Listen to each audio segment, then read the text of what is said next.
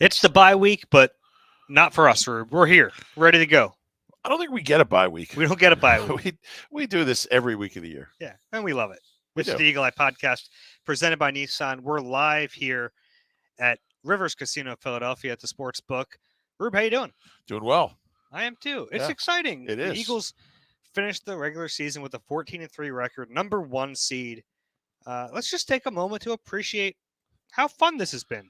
It has been. And, there's so many little things, like you can complain about and concern about and worry about, but they just won 14 games.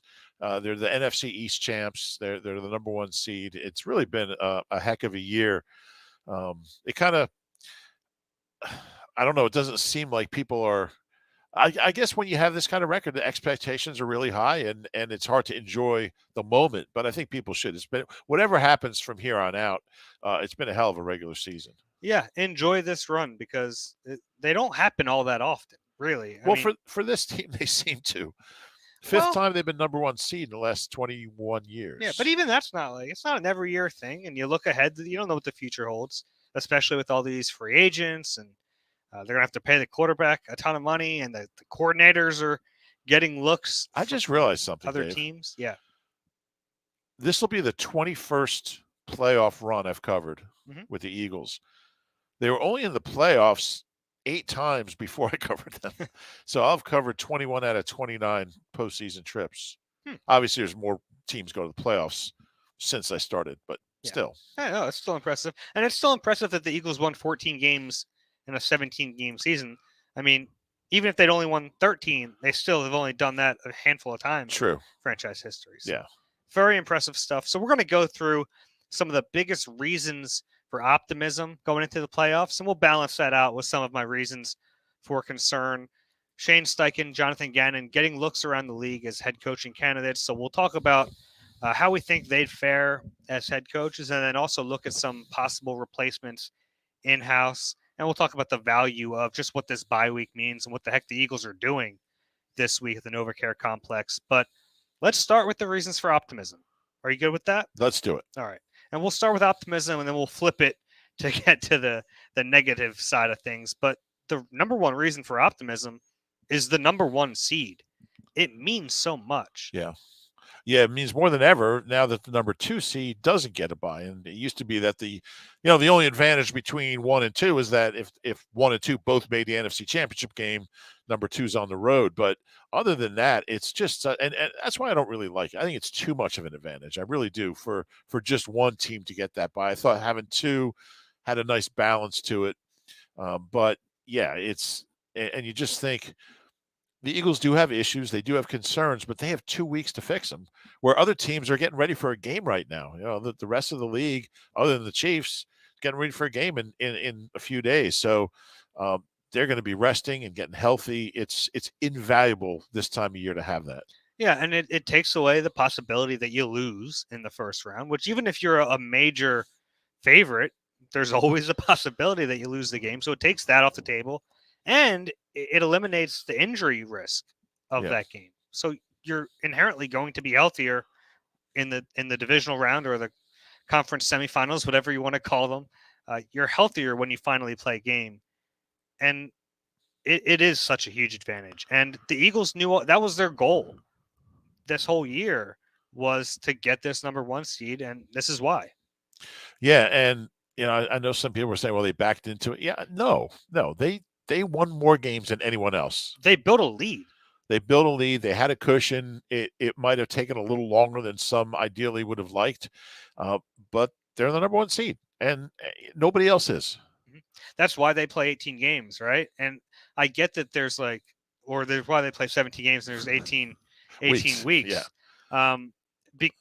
You want to see it over a long period of time, and the Eagles were the best team in the NFC over a long period of time. And that's not to say it doesn't matter how you play down the stretch. It does, but in the Eagles' circumstance, there were some extenuating circumstances. They were without their MVP candidate for 2 of those games. They didn't have him at full strength in the third game. They built up that lead, and they earned the number 1 spot. It's incredible that Jalen was 14-1. That's. I think there's only it was Aaron Rodgers, Patrick Mahomes, and Joe Montana, the only other quarterbacks to win 14 out of 15 starts. That's pretty good company. It's extremely good company. I think they're all Hall of Famers. I think Mahomes probably already done enough to be retired now. Probably. But yeah, he's in pretty good company. I think the way the season ended for Jalen, it kind of takes a little bit of the luster off. But when you look at the body of work and when you step back, and you have to, because like right now I get it. It's like we just watched. Yeah. But when you look at the whole body of work, it's zoom incredible. out a little. Incredible what he did. And incredible what the team did. And they earned it, and that's why they have that advantage. Number 2, this team is relatively healthy. And we're getting to some of the injury concerns when we get to concerns. But overall, I mean, this team might have every offensive starter healthy. They might have all but 1 or maybe 2 defensive starters healthy. That's pretty good. Yeah, and I mean, we haven't gotten any kind of update on Sweat, but he tweeted out that he'll be back. He's obviously not on IR. Maddox, I doubt that we'll see him again, but if they could get Sweat back, that would be huge. It'd be huge. And they would have every starter. But even without that, like, it's amazing. These starters are healthy, or at least are going to play. I think, I think people really need to understand that Nick's, and it's not just Nick, but Nick and Howie's philosophy of shorter practices, days off in the middle of training camp, walk through Wednesdays, rest days for veterans, all that stuff works.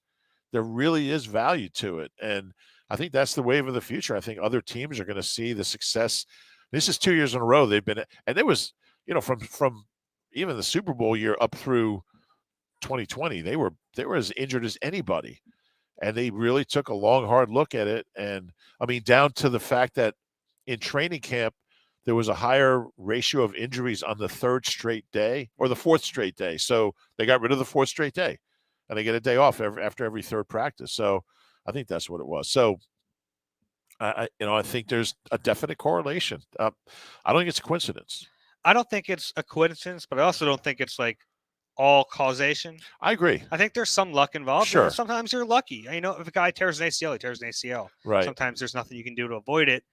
Eagles have been relatively lucky in that case. I mean, Derek Barnett went down in week 1. Yeah. Feels so long ago. Remember all the Nick puts the numbers on his hat? Yeah. The hat's looking pretty clean. The hat's not. It doesn't have a lot of numbers on it. And some of the stuff dates back to, I mean, they still do smoothies. The players come off the practice field and every player's got a smoothie. I mean, that goes back to Chip. Chip had some ideas that are still, they're still bearing fruit, I guess. Yeah. So, yeah. Yeah. No matter whether it's them doing it or the luck, whatever led to this point, they're pretty healthy. Yeah. And that makes you feel good. Number 3, they're a very balanced team. Even you look around some of the best teams in the league, it's like, yeah, their offense carries them or their defense carries them. This team, and I know that there are the Jonathan Gannon detractors and they're a loud group, and I get some of that, but this is a very good offense and a very good defense. They are a balanced team, and when this team plays football together, they're very tough to beat. When they play complementary football, very tough to beat. When was the last time they were top 5 in offense and defense in yards? It was a long time ago, and I'm looking right now, and I'm going to keep talking until I find that it was in 1954, 1955. And there were only like 6 teams. So as long as you weren't last. But yeah, I think that's a great point. When they were on a roll this year, they were really playing complementary football. Defense was getting takeaways, giving the offense the ball, great field position. The offense was holding the ball and running clock and keeping the defense off the field.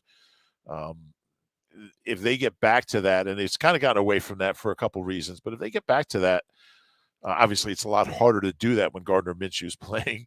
That makes them really, really tough to beat. Yeah. And the only other team this year who's in that same boat is surprisingly the 49ers. You think about that that defense is what's carrying them. But no, that offense has been very good, and they have some playmakers. But the rest of the teams in the playoffs don't really have that type of balance. Yeah, and there's been great Eagles teams that didn't have that type of balance, like your great offense and okay defense, or the other way around. Um, they're legitimately top 5 in both. Number 4, Number 4. the weapons on offense. You just have problem solvers. Yeah. And it's A.J. Brown. It's Devontae Smith. It's Dallas Goedert.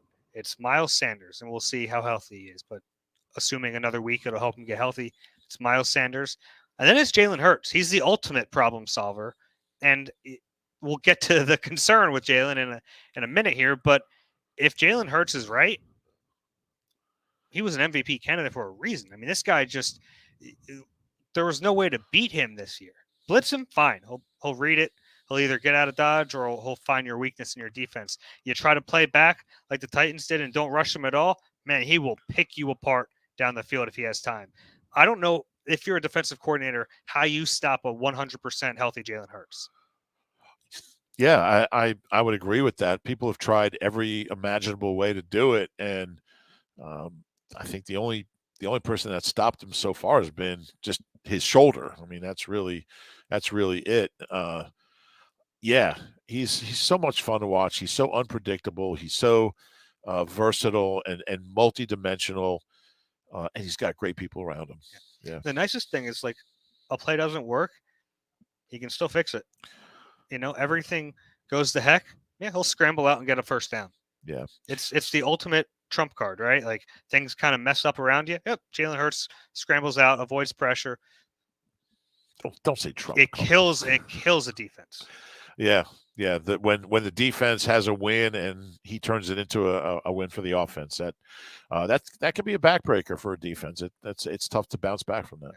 On the flip side, the Eagles' defensive line, that's been a pretty constant force all year. The pressure they generate from Hassan, it's a long list. Hassan Reddick and Josh Sweat and Brandon Graham, Fletcher Cox and Javon Hargrave. Milton Williams has really come on strong. Yeah. Then you have the other guys, and Ndamukong Suh and Linval Joseph, Jordan Davis, Robert Quinn even getting in the mix last week. You are still a Robert Quinn detractor. I think he's going to make a big play in the playoffs. All right. We'll bet a Coke on it. Let's make it a Pepsi. Okay. All right. Have you watched? No, well, you haven't watched it. There's a Netflix documentary called. I just watched it called Pepsi. Where's my jet? No, Pepsi. Where's my jet? My jet. So there was in the '90s they had a. Sorry, we're off the rails here, but that's all right. They had a promotion, and it was like Pepsi points and you get stuff. And they had a commercial. Okay. And at the end of the commercial, it said 7 million points for a jet. Okay. It didn't have a disclaimer on it. So some guy was like, well, I'm going to get this jet. And it's like a military grade jet. And he was like, there was no way to get all these points from drinking Pepsi. Right. But he found in the back of like the magazine for all the stuff, you could buy points. Oh. And 7 million Pepsi points would cost $700,000. A lot less than a jet. A lot less than $32 million jet. So it became like a lawsuit and a back and forth battle for years, and it's become like studied in law schools. And wow. Stuff. Yeah. Did he get the jet? No. Did he get a settlement? I just spoiled it, man. Everyone might have watched it. Did he get like a settlement? I won't say. I'll leave some. He got a lifetime supply of Pepsi? I don't think Pepsi likes him very much. Interesting. Yeah. I would watch that. Yeah, it's very interesting. Yeah. Defense. How in the world did we? Defensive line. They're just really good. And Robert Quinn. We bet a Pepsi. Yeah, right.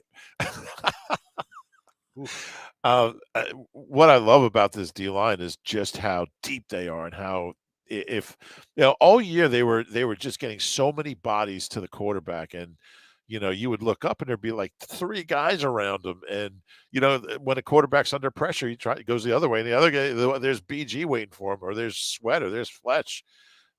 To have 4 guys with double-digit sacks, which no one's ever done, 5 guys with 7 or more sacks, I think only 2 teams have done. It's more, you're more dangerous than if you just have one 20-sack guy and the next guy has 5 sacks. They're so dangerous because anybody can do it. Whoever's out there, you see multiple guys around the quarterback, and I think that's what they were missing kind of against the Giants the other day. But It'll serve them well in the playoffs. And look, the pressure hasn't led to interceptions the last couple months, but it should. Like, pressure leads to turnovers, whether it's a strip sack or a batted ball, or a guy gets his arm hit and the ball flutters up, and TJ Edwards, whoever it is, this kind of pressure should lead to takeaways. So the Eagles need them. Yeah, and I should mention that the secondary creates sacks too. Yep. When you have Bradbury, Slay, and now C.J. Gardner-Johnson as the nickel, I mean they're pretty tough to beat. And if you make the quarterback hold the ball for a split second too long, this D-line is going to get there. And they're playing their best down the stretch. Mm-hmm. They are. All right, want to flip to the negative Nancy side of things? Yeah. Number one concern for me, and these are not in order, but this one is Jalen Hurts' health. Yep. He was clearly not 100% in that game. And kudos to him for playing. They get the win. He needed this bye week. And I don't know how much healthier he'll be in a couple weeks, but it better be more, because you can't play the way they played against the Giants in the playoffs. Yeah, I think that's the big question facing this team.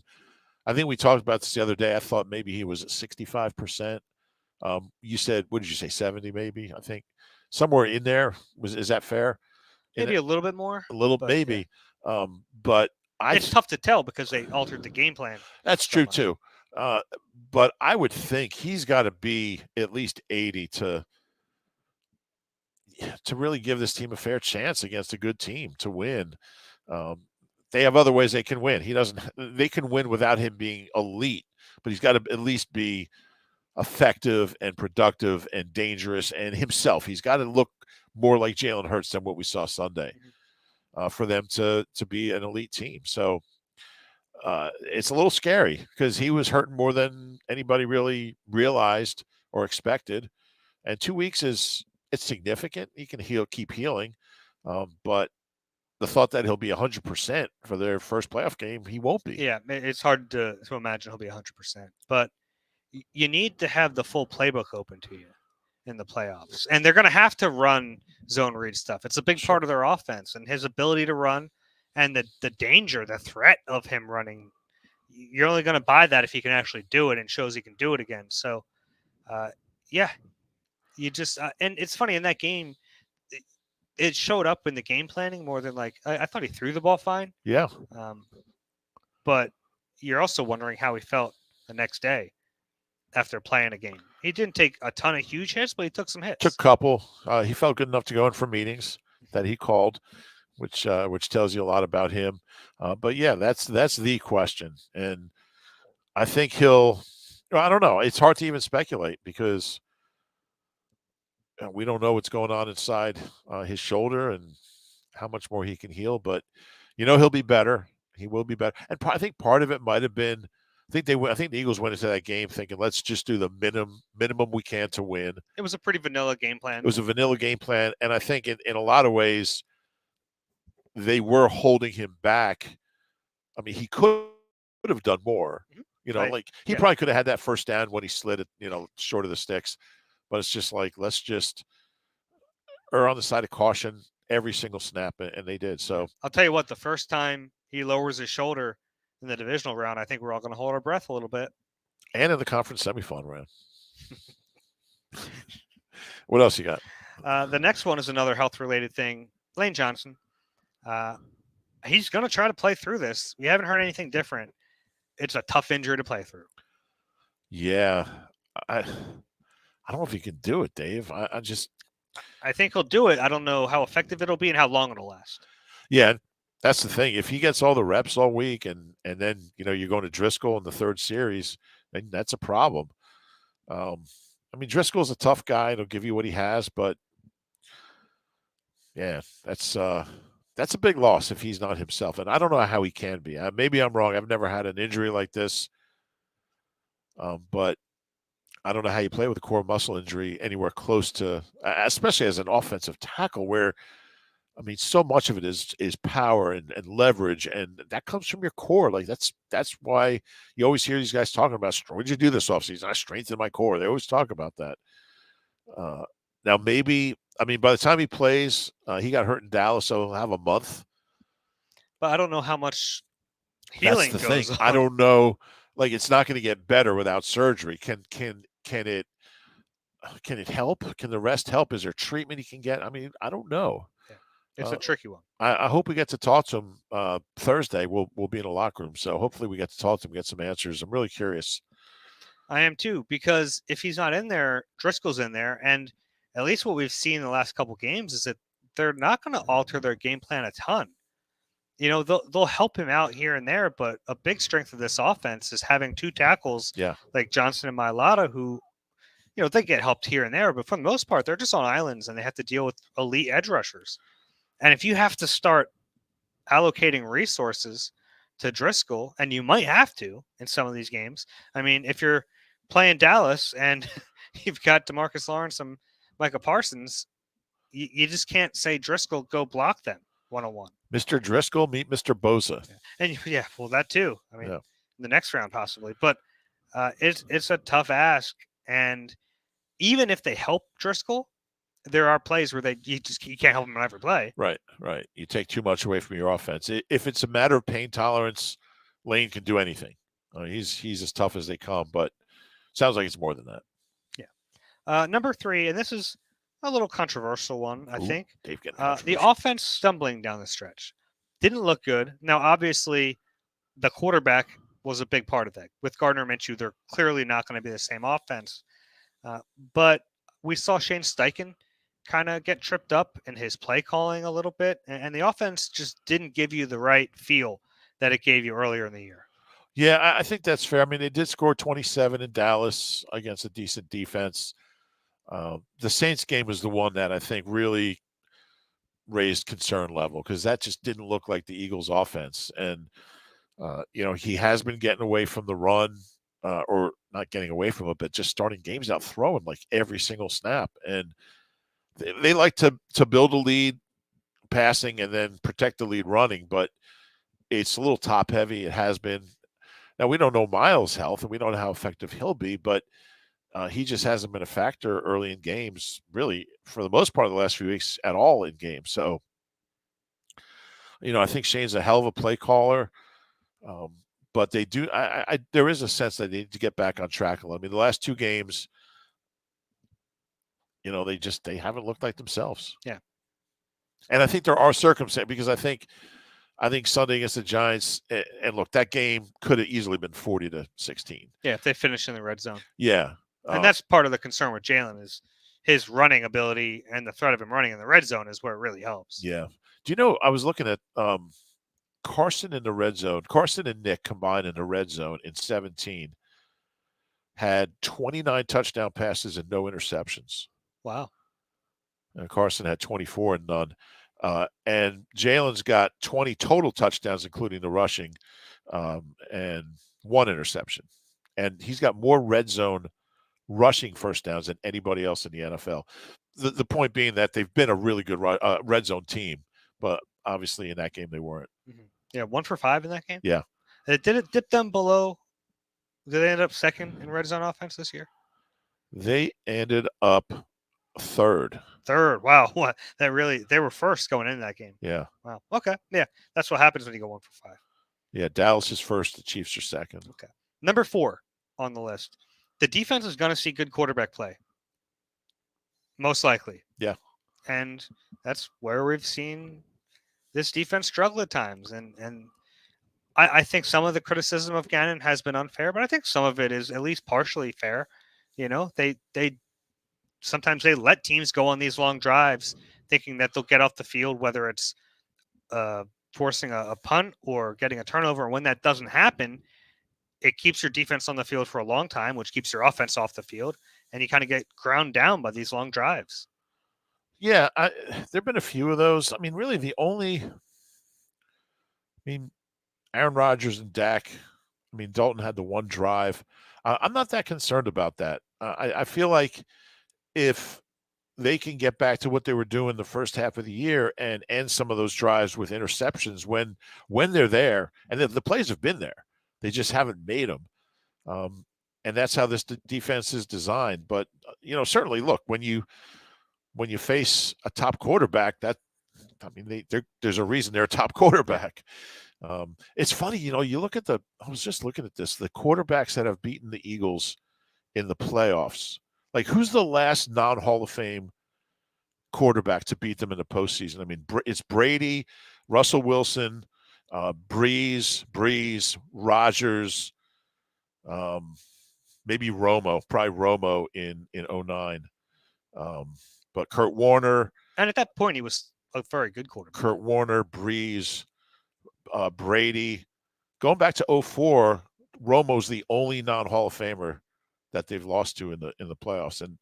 And yeah, he probably was kind of on a Hall of Fame track early in his career.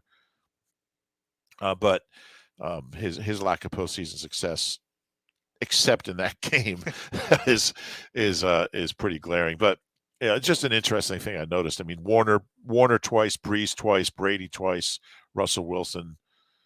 But yeah, I mean, those are the games that you have to win if you want to be a great team. Yeah, and at some point, you're going to see a great one, probably. Yeah, you can't afford it. I mean, you can't avoid it. Brock Purdy might be the best of all. I mean, what a story that is. Pretty cool story. And number 5, and this is kind of alludes to what you said just a minute ago, turnover differential. Yeah. It was an area where the Eagles were so good through the first half of the season, and in both areas of it, both getting takeaways and not giving the ball away, it's flipped, and it's a concern because a few plays in a playoff game can be the difference between moving on or going home. Yeah, I think it's safe to say if they're -2 in any postseason game, they're not going to win. And they're what are they, -7? They didn't have any takeaways against the Giants, did they? They're -7 since week 9. They were +15 the first 8 weeks. Yeah, it's a concern. I feel like it's something that can flip back just as easily as it flipped. I agree. Because I think the way they play, there should be, like, I don't know if there's a stat like, turnovers minus or plus expected turnovers, but I mean, would be probably pretty subjective. Epps has the ball in his hands and can't catch it. TJ Edwards has the ball in his hands. Slay flies right past the ball and it goes through his hands. I mean, there was like 5 of those plays. Bradbury had 1 or 2. Bradbury had 1, and just fumbles. I mean, like, you think about the play with Reddick strip sack and Fletcher can't fall on it. Yeah. 21 of the last 25 fumbles in an Eagles game by either team have been recovered by the other team. I mean, that's like mathematically, that's like almost impossible. So that number, and look, part of that is if you believe in law of averages. Yeah, which is how they got here in the first place, regression to the mean. But some of that is hustle too, and just being the first guy to see that there's a loose ball and get on the ball. That's got to turn around. I think that's a huge one. I really do. Other than Jalen, I think that's the biggest one because you can't win in the playoffs if you're -2. You just can't against good teams. It's an important stat. Not going to happen. Yeah, but overall, we did 5 for each. I'm feeling pretty optimistic about this. After that, I'm not. Sorry to. You just ruined my. Maybe we should have done the negative first and finished positive. Yeah, probably would have been a good idea. Catch all the sports action and more at Rivers Casino Philadelphia. Whether it's the money line or the pass line, there's something for everyone in a great sports book. Rivers Casino Philadelphia. Philly loves a winner. Gambling problem? Call 1-800-GAMBLER. It's the Nissan Thrill of the Drive event. So gift yourself what you really want this holiday season and shop your local Nissan store or visit nissanusa.com today. Just like the holidays, these offers won't last. Opioid addiction is a national public health crisis. The Someone You Know podcast from the Independence Blue Cross Foundation offers inspiring stories that challenge stigma, offer hope, and humanize the disease of addiction. Download the new Season 3 of Someone You Know on all major podcast platforms. All right, Rube. Jonathan Gannon, Shane Steichen, hot names, especially Shane Steichen. Yeah. We're recording this on Tuesday afternoon. He's already got 3 requests for the 5 jobs out there. Yeah. Good chance they lose one or both of these guys. Yeah, and you can see why Steichen's such a hot candidate. He has look. First of all, most hires are offensive now. He's got.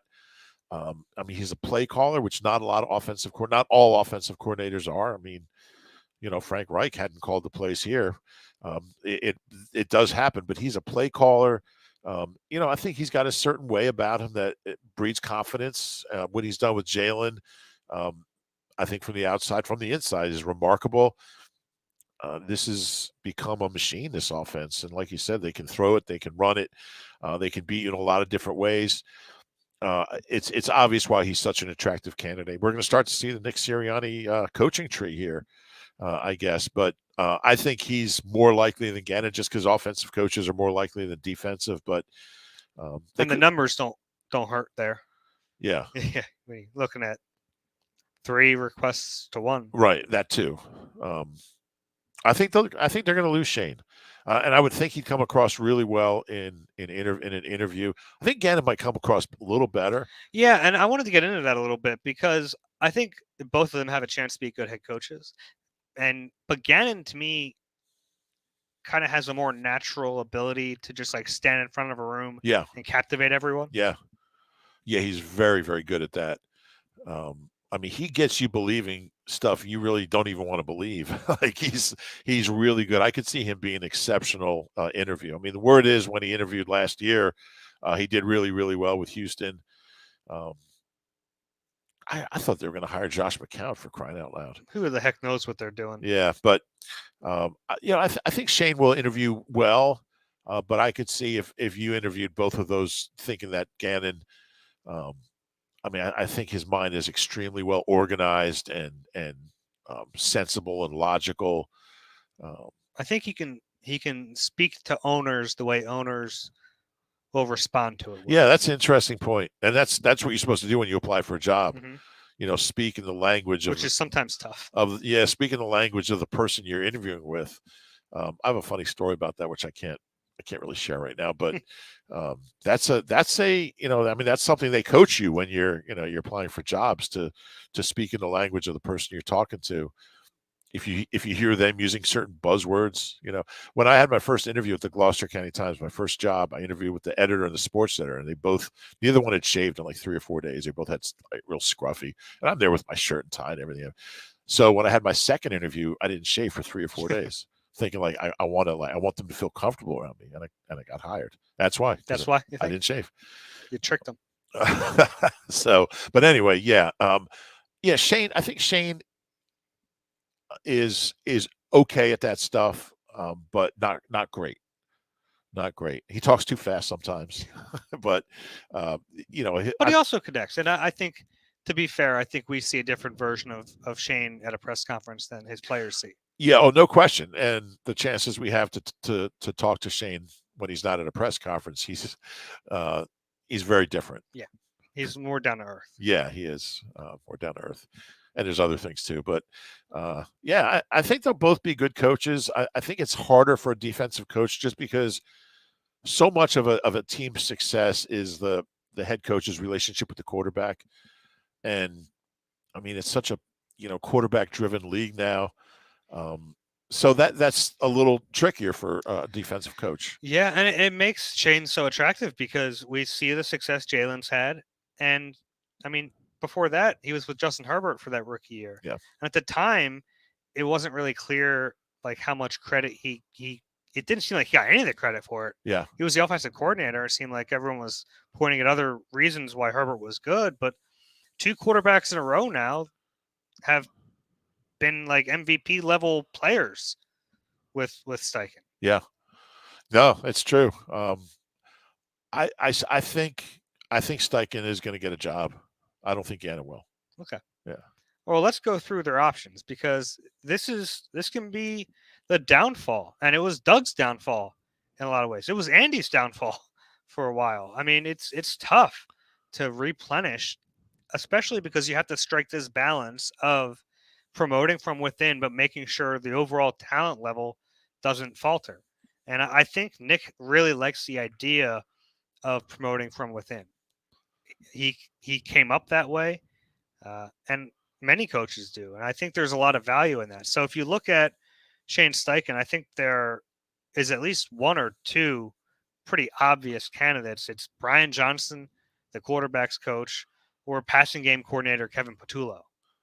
Yeah, I think those are the two guys on offense. Patullo would have called the play, or he would have run the team when he would have been the head coach. Yeah, when he had COVID, I guess. But Yeah, I think those are the two guys. I know. I mean, I know there was talk about Brian Johnson maybe being a head coaching candidate. His name hasn't come up, but it wouldn't shock me. I mean, I'd imagine some teams would want to talk to him about an OC job. yeah, yeah, no doubt. Um, It might be the only way to keep him. it might be. It might be. But those are two good names. You know, we don't get to talk to those guys a whole lot. But in the few times we have, they're both really impressive. Kevin Patullo, I think we've talked to him once since he's been here, but really impressive guy. He's probably the coach on staff who we don't talk about nearly enough. Yeah, he's a passing game coordinator, and he's like Nick's right-hand man. Like Nick trusts him with everything. Yeah, and he was with Nick in Indy. Came on the plane with him. Yeah, when the jet picked him up. Yeah, he did. They're two good choices. Yeah. And then if you're looking outside, I think the first obvious one on everyone's mind is Frank Reich. We'll see if he gets a job elsewhere, but I think a lot of head coaches would, or former head coaches would have like some sort of problem ego-wise taking a job under the guy who was once under them. I don't think Frank would have that problem. I don't know how likely it will be that he ends up here, but I don't think that would be the issue. Yeah, no, I would agree with that. I would think the only reason he might not do that is just continuity. You want a guy who might have the job for a couple of years. Frank might leave for a head coaching job. I'd be less surprised if he was like a senior offensive consultant type thing. But certainly, my guess is he is without the title. He probably is. I mean, he's probably talking to Frank quite a bit. We haven't seen him in the building yet. What about on defense? On defense, I think the most likely internal hire would be Denard Wilson, their defensive backs coach, a guy who I think should be getting looks from around the league. And I don't really know why he hasn't yet. He's been a good coach for a long time, and his players speak so highly of him, just so highly of him. Yeah, they really do. Number one pass defense in the league, so he's doing something right.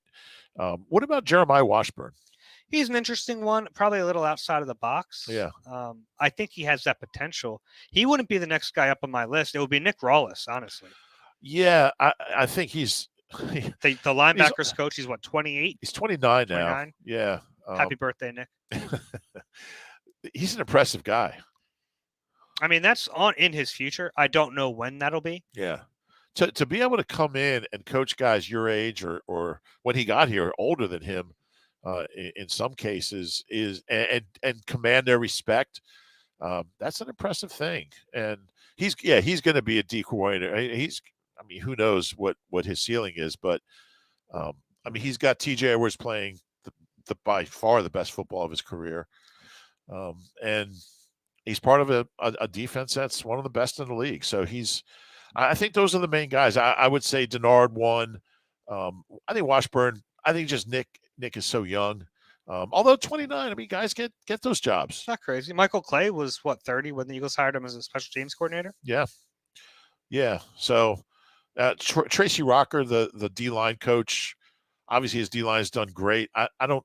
He's a lifer. I mean, he's what is he, 56? I just don't see him in that role.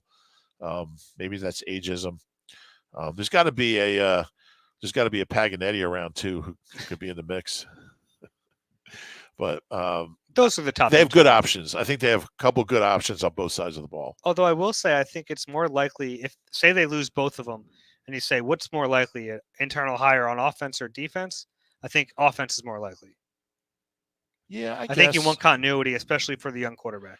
I know. I mean, this was the first time since like the 80s that the Eagles' assistant coaching staff didn't change from year to year, from last year to this year, and that meant a lot to Nick. I think he really likes keeping things in house. I think he believes in. I know Jeff Lurie is a huge believer in promoting from within, unless it's Press Taylor.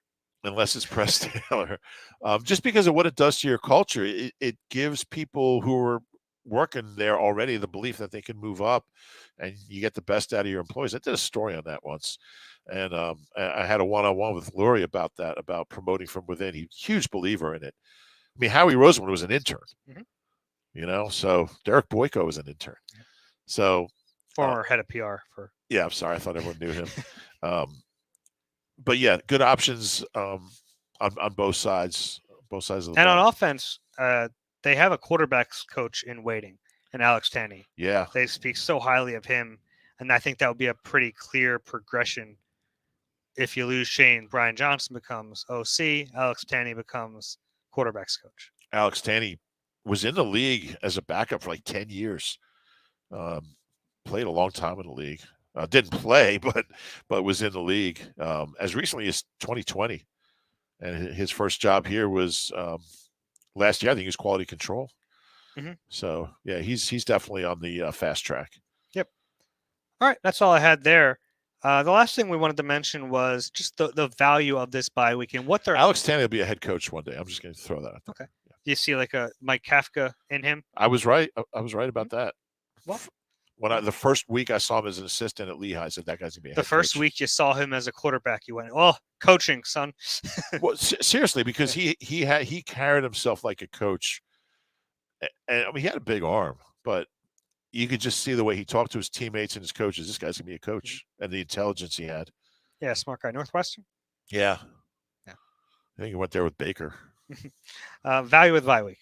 What they're doing. So it's Yeah, it's an interesting week. It is a very valuable week. Basically, there's no game planning going on because why would you waste your time? and they do have assistants who are kind of Like low-level assistants. doing early. They have scouts who are doing early work on each team. Yeah, because there's 4, so you can split that up. Say you, and you. Look at the Cowboys. You guys, Bucks, and so on and so forth. But you're not really game playing with your players yet. What would you do?